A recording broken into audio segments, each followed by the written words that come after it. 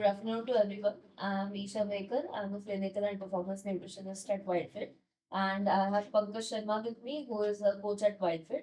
So today we are going to be presenting Siddhi ma'am's case study to all of you. A little background on Siddhi ma'am. She is a businesswoman, has been suffering with PCOS from a really long time. That is almost when she was 15 years of age. And basically, set routine was a major concern for her because of all the work she had going on. तो यहाँ पे अगर हम देखेंगे तो what we have observed about Siddhi ma'am is as the nutritionist and the coach that she is a perfect blend of ambition and grace. जो भी उन्होंने डिसाइड किया है वो उन्होंने अचीव करने का पूरा कोशिश किया है. So she loves cooking. She is very passionate about cooking. As you will see forward, उनके जो meal pics है वो भी हम दिखाएंगे आपको. Majorly focusing on her sleep, majorly focusing on her work-life balance, and enjoying her workouts on the same time. That is all about her. So yeah, over to you, Pankaj sir. So, Siddhi ma'am's issue is that she used to love workout, but before that she had joined weekly 3 days as she was going to the other workout session, which was Pilates. She used to love Pilates, but after joining in Wild Fit, I used to train her for the this weight training as she started liking sessions while training with me and Isha also. So after 1 month only, she decided to join for the 5 days a week. So after that, I had to make her uh, focus on the her weight training session as she doesn't know her ability that she could do more heavy weights as she thought. सो उनको मुझे push करना पड़ा था. उनको लग रहा था कि खाली पिलाटेस और बेसिक वेट ट्रेनिंग से लाइट वेट ट्रेनिंग से उनका जो है वो गोल उनको मिल जाएगा. बट जैसे ही मैंने उनको ट्रेनिंग करना स्टार्ट किया, उनका मतलब मोबिलिटी और उनका स्ट्रेचिंग वगैरह मतलब उनका फ्लेक्सिबिलिटी देखा है मैंने. और उनका स्ट्रेंथ जिस हिसाब से उनका स्ट्रेंथ था, तो उस तरीके से मैंने उनको पुश करना स्टार्ट किया. तो उन्हें भी कहीं ना कहीं लगा कि मेरी स्ट्रेंथ अभी और मतलब ये कम है यहाँ पे और बढ़ सकती है. तो उन्होंने 5 days a week मेरे साथ फिर ज्वाइन किया after 1 month only. So she decided to fully focus on strength training as हमारे यहाँ पे अल्टरनेट डेज एंड्योरेंस सेशन भी होते हैं, तो उसमें आपका कार्डियो सेशन अपना कवर अप हो जाएगा. तो जैसे कि तो उनका प्राइमरी फोकस था कि अपना स्ट्रेंथ बढ़ाना है. Okay, basically she was more focus on health. तो स्ट्रेंथ के बारे में उनको उतना पता नहीं था जितना मैंने बाद में बताया उनको. तो उनका जो स्ट्रक्चर था, जैसे कि मैंने उनका स्क्वाट्स और बेंच प्रेस देखा और डेडलिफ्ट देखा, तो ये सभी मेन वर्कआउट है अपने. तो उनको लग रहा था कि ज़्यादातर मतलब जो वुमेंस जो है कि वेट ट्रेनिंग करेंगी तो उनके मसल मास ये मतलब मेंस की तरह बढ़ने लगेंगी. और तो मैंने उनको समझाया अच्छे से, काउंसलिंग किया उनका. तो बाद में बताया तो थोड़ा उन्होंने समझ के लिया है. फिर बाद में उनको स्ट्रेंथ ट्रेनिंग पे फोकस करवाया. और फिर बाद में उनका जो स्क्वाट्स और डेडलिफ्ट और बेंच प्रेस पे मैंने उनका सुधार किया. और उसके बाद उनको धीरे धीरे बिना प्रोग्रेसिव ओवरलोड करके उनका वेट बढ़ाना चालू किया. तो उनको लग रहा था कि बेसिकली उनका स्ट्रेंथ 10 से मतलब 12.5 किलो तक का है. इसमें चेस्ट प्रेस में स्क्वाट्स में ज़्यादा हो नहीं सकता. मतलब बेसिकली 10 kg साइड विद बार और 40 kg ये उनका मैक्सिमम ये रहेगा. तो वेट ट्रेनिंग के हिसाब से पहले आप देखते हैं कि 30 kg स्क्वाट्स को पहले 15 रेप से कर सकती थी आराम से कॉन्फिडेंसली. बट जब उनको मैंने पुश किया तो एक 3 से 4 वीक्स के अंदर ही मतलब उन्होंने 70 kg का वेट हिट कर लिया था स्क्वाट्स में. या कि वहाँ पे उन्होंने 4 रेप्स आराम से निकाल लिए. और चेस्ट प्रेस में उनका स्टार्टिंग वेट था खाली 5 से 7.5 kg. यहाँ से वो आराम से 20 रैप कर रही थी, तो मैंने उनको बोला मैम आप और कर सकते हैं, मैं आपको पुश करता हूँ, थोड़ा जो मैं बोलूँ उस पर ध्यान देना। तो मैंने उनको 6 रैप मैक्स का उनको स्ट्रेटेजी बताया, तो उस हिसाब से उनका डायरेक्टली उन्होंने हिट किया 17.5 kg in the third week only. लेकिन जब उनको और पुश किया उसी दिन, तो मैंने बोला मैम 17.5 तो आपने कर लिया है, लास्ट एक हम लोग PR हिट करेंगे, ट्राई करेंगे। तो 20 kg से वो लोग 3 रैप 20 kg से उन्होंने 3 रैप मार, तो उनको भी ये बिलीव नहीं होने लगा था कि ऐसे भी हो सकता है। लेकिन थोड़ा मैंने असिस्ट किया था, तो उसके कारण उनका 3 रैप हो गया। So for the dead lift she started from 40 kg only, and she lasted long only for 50 till 60 kg. But when I pushed her, she was about to lift 90 only. Okay, but when I pushed her more, I told her that you have to do this. You have to maintain your posture and keep your hip down, and then press through your legs. So उस हिसाब से जैसे मैंने उनको posture समझाया वगैरह, she could hit 100 kg in 3 reps. सो उनका core strength भी अब तक तो बढ़ चुका था, क्योंकि स्क्वाट्स और उनके चेस्ट पे जो स्ट्रेंथ वगैरह उसको बढ़ गए थे, उनका कॉन्फिडेंस और बढ़ गया था। तो उन्होंने सोचा कि डेडलिफ्ट में भी और ट्राई करते हैं, तो 100 kg से उन्होंने 3 रैप मैक्स कर लिया था यहाँ पे डेडलिफ्ट में। तो यहाँ पे उनका स्ट्रेंथ बढ़ गया था, और ऑल्सो एंड्योरेंस में उनको जैसे मैंने पुश करता गया, जैसे कि उनको समझाया कि स्ट्रेंथ ऐसे होता है, ऐसे वैसी स्ट्रेटेजी उनको बताई कि एंड्योरेंस में ऐसे हो सकता है। तो स्टार्टिंग में उनको लग रहा था कि एंड्योरेंस में से सर्किट ट्रेनिंग इतना ज़्यादा, तो 2 राउंड हो गई ज़्यादा, उससे कम। तो मैंने मैम को बताया मैम इतना ऐसे ऐसे आगे रेस्ट भी लेना है कि at least after circuit round you have to take a break of 2 to 3 minutes और 5 minutes एज पर योर कैपेसिटी। तो उसके बाद उन्होंने फोकस किया, फिर थोड़ा रेस्ट भी ज़रूरी है। नहीं तो वो क्या करती थी, हमेशा जल्दबाजी में वर्कआउट स्टार्ट करती थी 1 by 1 तो उस हिसाब से उनका सर्किट ट्रेनिंग जो पूरा नहीं हो पाता था। तो यहाँ पे वो अलग से डिमोटिवेट है। मैंने मैम को बताया कि रेस्ट पीरियड भी बहुत काम करता है, तो उन्होंने रेस्ट पीरियड जैसे स्टार्ट किया लेना। तो she used to go for from 2 circuit trainings, 2 rounds to 4 rounds she could do. After that also she could do like treadmill after 10 minutes for running and jogging everything. So this was her endurance level.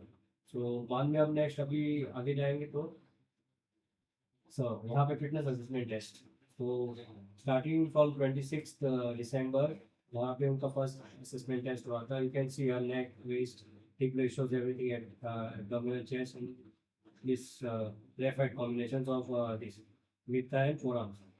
सो उसके बाद हमने directly 28 जनवरी को हमने वापस fitness assessment test किया था, वो second वाला था। तो आप you can see the difference between waist. She had 38.4 inches से डायरेक्ट वहाँ पे 37 पे ड्रॉप हो गया था, लेकिन हिप्स 44 से लेके 43 तक आ गया था, 44.5 से 43 इंचेस पर। एब्डोमिन अगेन 40.4 से 39.5।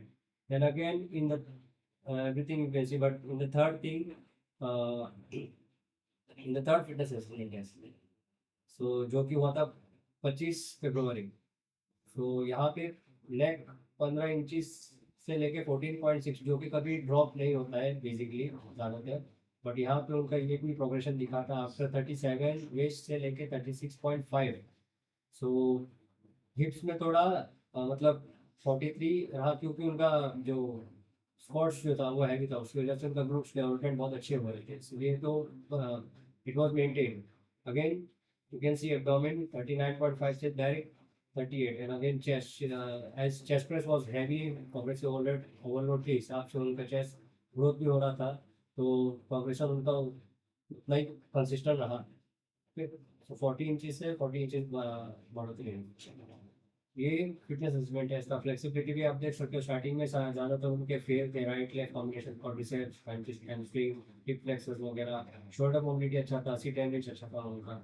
सो इस हिसाब से फिर हमने सेकेंड और थर्ड देखने जाएंगे, तो सब में उनका स्ट्रेचिंग जैसे मैंने उनको करवाया, तो सब में उनको बेसिकली मतलब पास होते गए हैं। बेसिकली उनका क्वाड्रिसेप जो था वो ज़्यादा टाइट था, उसके लिए अभी भी काम करे कि now she could do full stretch in one time.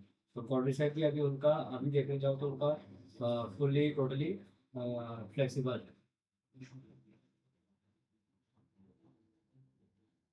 So starting fitness assessment evaluation में हम लोग बात करेंगे ब्लड प्रेशर की। तो ब्लड प्रेशर के सिद्धि मैम का जो मतलब एक्यूरेट जो दिखा रहे थे, रेंज जो था उनका, पहले हमेशा स्टेज टू हाइपरटेंशन पे जाता था, पल्सेस जो उनके नॉर्मल आते थे, लेकिन उतना रेंज जितना नॉर्मल में आना चाहिए उतना नहीं होता था, हमेशा उनका हाई उठाता था। तो जिस हिसाब से उनका एंट्रेंस करवाया तो उसके बाद थोड़ा नॉर्मल रेंज में आने लगा था। Cardio respiratory again she started from excellent itself. Now she has reached a superior level in cardiorespiratory endurance, जो कि हम लोग ट्रेडमिल और इस पे वायरसी टेस्ट में चेक करवाते हैं दोनों। मस्कुलर एंड्योरेंस टेस्ट में significant improvement was there. So progression उनका 12 to 32 kneeling पुशअप से गया है, 12 से लेके 32 तक। देन स्क्वाट्स में आप देख सकते हो 30 से 40 स्क्वाट्स उनका गया है इन 1 मिनट। पहले स्टार्टिंग में उनका बॉडी वेट से 30 होता था, लेकिन अभी 40 स्क्वाट्स कर लेते हैं आराम से, और अभी भी बढ़ चुका है थोड़ा और। And then TRX pull ups, यहाँ पे आप देख सकते हैं कि 1 मिनट के she could do only 13 as 1 minute के अंदर, मतलब जैसे ही 35 40 45 सेकेंड्स आ जाते थे, तो क्या होता है कि स्ट्रेंथ आके खत्म हो जाते हैं कि उतना हो नहीं पाता है। But after that TRX pull up, जैसे मैंने उनका लेवल और बढ़ाया from easy to hard level in TRX 25 rep से ऊपर भी जा रही थी पुल अप्स में in 1 minute, and still she could do more. Because of 1 minute I stop it, because test जो हमारा होता है वो 1 मिनट का होता है। सो और फ्लेक्सिबिलिटी टेस्ट स्लाइटली इम्प्रूवमेंट होते गए, तो अभी सारे अच्छे हो रहे होंगे। सो यहाँ पे हम देखेंगे अपना ग्राफ है। सो वीक 1 में आप देख लो कि the first graph of Siddhi ma'am shows moderate weight, high rep range, focusing on building endurance and proper form. Okay, so in week 2 Siddhi ma'am increase उनका जब वेट बढ़ा है, पाउंडेज बढ़ा है, मैंने increases the weight slightly while reducing the reps, continuing in adaptation of process। तो performance technique और progression करना था वहाँ पे। So in week 3, so in this graph we indicate the further weight increment for supplements while reps continue to decrease by this stage. Muscular strength and endurance strength are both improving. In week 4, the fourth graph reflects noticeable progress and as Siddhi maps get stronger, reducing reps and increasing the weights। तो यहाँ पे week 4 में देखेंगे कि उनका जो strength है जो बढ़ रहा है, और उनका और कॉन्फिडेंस लेवल बढ़ाने के लिए मैंने उनको बोला था कि मैम आप और वेट ले सकते हो। ओके, वेट इंक्रीज करेंगे, हम रैप रिड्यूस कर देंगे ताकि हमको स्ट्रेंथ पे फोकस करना है। Then we went to week 5 and week 6, you can compare from 1 to 6। यहाँ पे देख सकते हैं कि स्क्वाट्स उनका डेडलिफ्ट और बेंच प्रेस। सो स्टार्टिंग में उनका था खाली 10 kg स्क्वाट, 10 से लेके मतलब 30 kg स्क्वाट था, फिर वहाँ पे उनका गया 60। Then deadlift also we went in week 4 week 3, we went from this deadlift from something for 40 kg till 100 we went, and again bench press from starting 5 kg 7.5 kg, then we reduced the reps and again we went for a higher poundage, so she could do now 20 kg easily।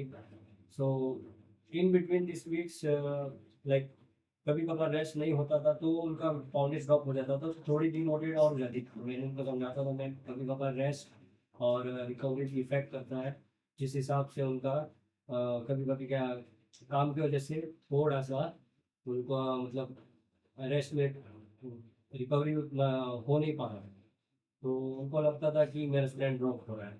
तो मैं उनको properly समझाता हूँ ma'am rest, अपना sleep pattern भी अपना काम करता है इसमें, कि ऐसा नहीं है कि हर हफ्ते आपका पाउंडेज बढ़ता जाएगा, स्ट्रेंथ बढ़ता जाएगा, कभी कभार ड्रॉप भी हो जाता है, कभी कभी हाई भी हो जाता है। तो उस हिसाब से कैलकुलेशन करते हुए वीक 5 वीक 6 तक उनका लेग पुल डाउन में हम बहुत बढ़ा चुके थे। 19.5 kg से लेके go for 32.5 kg of leg pull down and bench press of 20 kg with 3 reps, deadlift 2 to 3 reps of 100 kg and squats with 70 to 80 kg of 2 reps legs।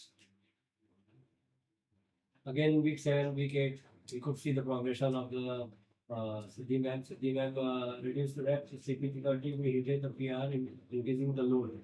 So we went for a 1 rep max to just see the focusing of more strength and power। तो यहाँ पे हमने उनका PR hit करने के लिए try किया था वीक 7 वीक 8, तो जो कि थोड़ा उनको लगा था नहीं होगा तो ट्राई किया तो फिर वो हुआ तो थोड़ा हुआ था लेकिन उतना नहीं हुआ, लेकिन week 9 week 10 you can see the similar things again, progression, decrease the reps and increase the load. तो focusing on that everything week 10 से लेके 12 तक हमने पूरा फोकस किया है उनका प्रोग्रेसिव ओवरलोड पे, जहाँ पे उनका पीआर हिट कर सके। तो सिद्धि मैम जो है कि मतलब कभी कभार डिमोटिवेट होती है, ज़्यादा नहीं होती है, but she could do easily everything. So ये उनका अभी प्रोग्रेसिव ओवरलोड का स्ट्रेंथ ट्रेनिंग का पार्ट था विद द एंड्योरेंस लेवल, जैसे कि मैंने समझाया आप लोगों को। So you can see the graph, उनका प्रोग्रेशन देख सकते हो आप लोग। ओके, तो अभी भी और प्रोग्रेशन करना बाकी है, तो हम लोग अभी भी उनका स्ट्रेटेजी चल रही है। She had like she had went for a break of 1 month, so यहाँ पे थोड़ा स्ट्रेंथ डाउन हो गया, but we'll be getting back to the same thing and more of the PRs like 110 kg and bench press maybe 25 kg. So it's something. Thank you, Pankaj, for shedding a really informative light on her weight training sessions. So now we will start with the nutrition part of her journey. So, seeing that her total journey has been where she has lost almost 8 to 10 kgs in total. जहाँ पे उनका break हुआ है वहाँ पे बस उनका थोड़ा सा फॉल बैक हुआ था. She gained 2 kgs again and now we are working towards a similar goal कि यहाँ पे उनका वापस रूटीन में उनको कैसे लाना है. But till then, previous journey का अगर हम देखते हैं, major portion of her meals 3 meals a day. She loves cooking as you can see. उनको प्लेटिंग करने में जो मजा आता था, and we use to love seeing her meal plates because we used to salivate after she used to send her meal pics, quite frankly, if I'm saying this. And variety of protein sources, variety of nutrients, variety of veggies. She used to cook up a storm. इसलिए मैंने start में भी वही लिख के दिया है that she used to cook up a storm totally in her kitchen whenever she was home after her work. So food preference, she had no certain dislikes at all. So मेरे लिए बहुत flexible रहा है उनका plan हमेशा बनाने के लिए. And if we see intensity now that Pankaj sir has explained it very properly कि उनका हर दिन प्रोटीन इंटेक हिट होता ही था, हर दिन उनका एनर्जी एकदम एडिक्वेट से हायर साइड में ही रहता था, and her recovery and her strength was always on the good side, minus some setbacks where her work used to be very hectic and where उनका स्लीप प्रॉपर नहीं होता था.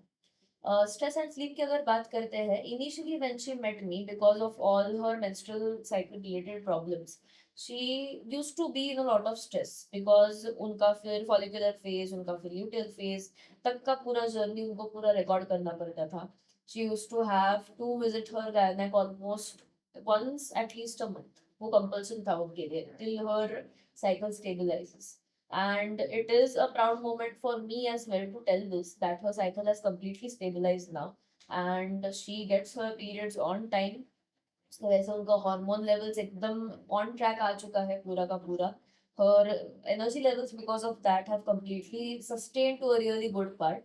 Her mindset has completely taken a 180 degrees ka turn, where initially she used to get scared of very small things. If her routine changes just slightly by 1% as well. Abhi Filal is not the case because she handles it like a pro. Medications उनके फिलहाल तो नहीं है, उनको पहले ही बंद करवाए थे मेडिकेशंस उनके जो वो 15 years of एज से पहले से लेते थे. And that actually gave me a better non restricted performance focus nutrition strategy build करने का तरीका बिकॉज ड्रग मेडिकेशन का इंड्यूस यहाँ पे हो नहीं रहा था. ब्लड रिपोर्ट्स उनके बहुत पहले हमारे पास थे, इनिशियल ब्लड रिपोर्ट्स उनको अभी भी करवाने हैं तो I have not added them here.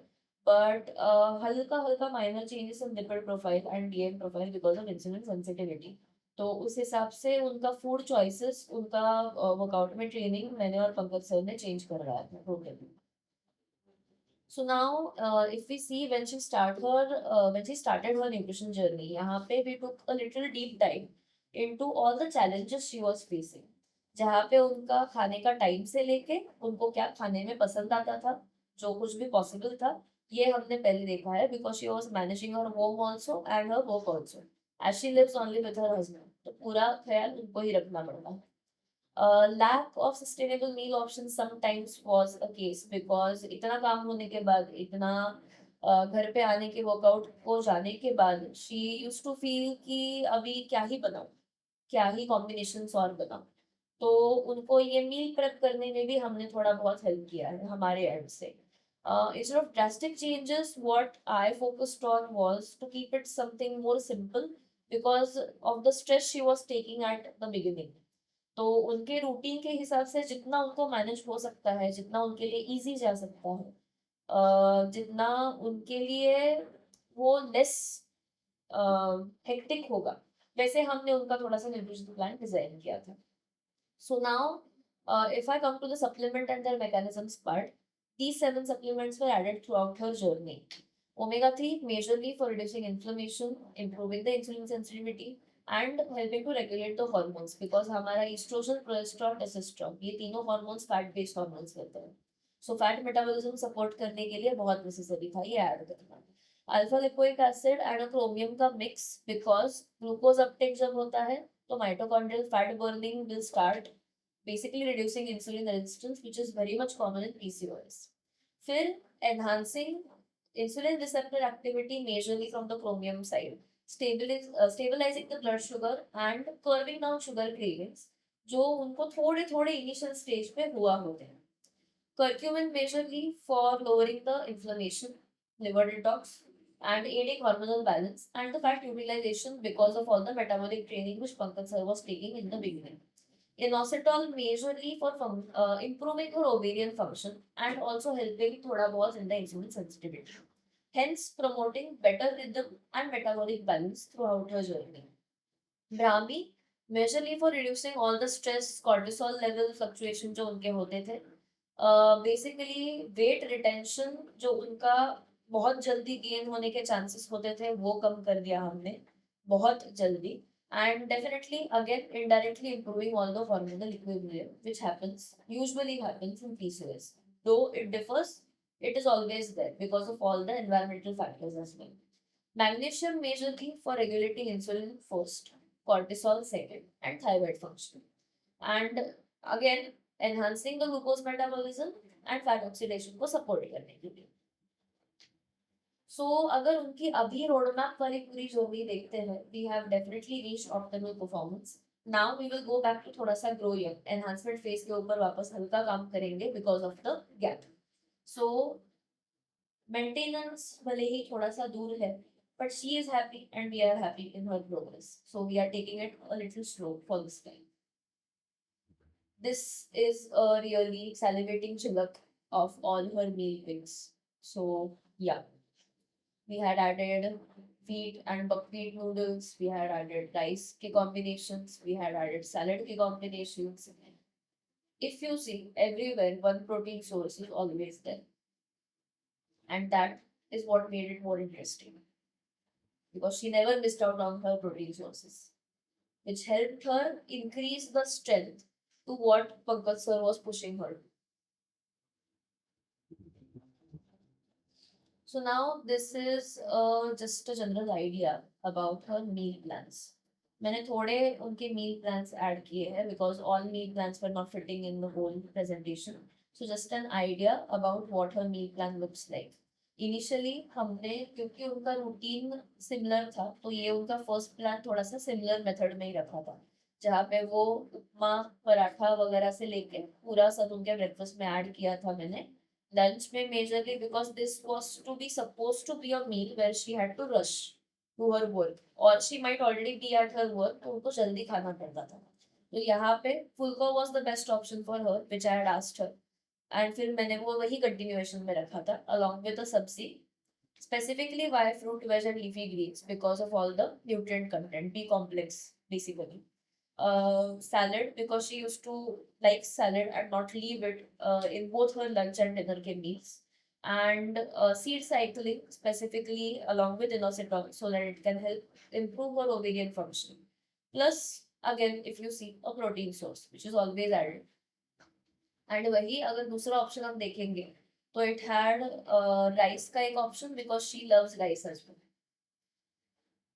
Evening में she was not generally very hungry. तो ये उनका एक कॉमन हमने मील रखा था, spearmint tea again to improve और hormonal balance, as this is a really good tea which helps in reducing your cortisol levels also.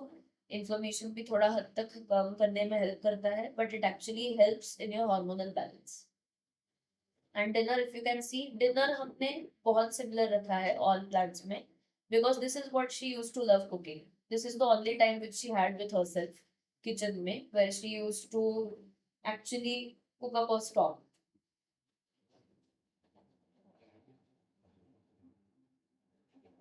And just for reference, this was her workout plan. I will just give 1 minute for everyone to go through it.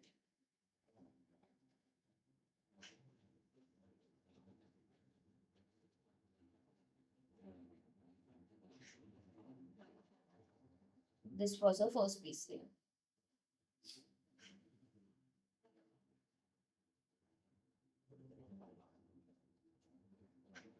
Coming to the second part, similar changes.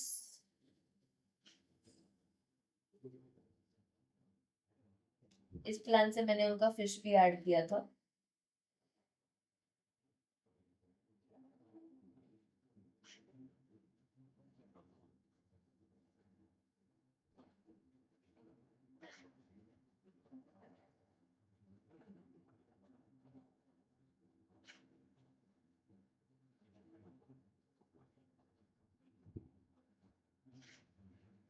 Majorly added one infused water drink in the morning here.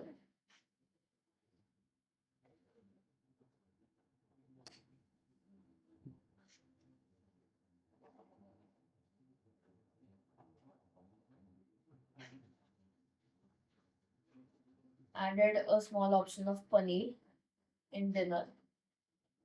Breakfast को यहाँ पे completely carbs हटा के बस scoop of whey protein. And evening में seed cycling ऐसे shift करवाया था, बिकॉज कभी कभार वो भूल जाते थे सीड साइकिलिंग प्रॉपरली लंच में लेना. तो एक्चुअली दिस हेल्प मोर. दोनों ऑप्शन में फिर मैंने उनके लिए एप्लीकेबल रखा था कि अगर लंच में नहीं हो रहा है तो फिर इवनिंग में शाम के आपके चाय के साथ सीड साइकिलिंग भी ले लिया.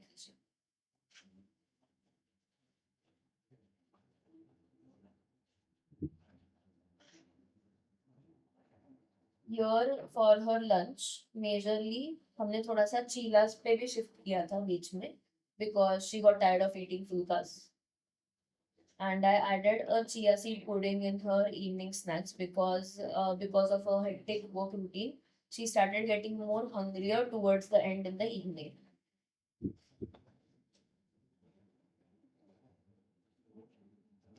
So yeah, that's about it. Thank you guys.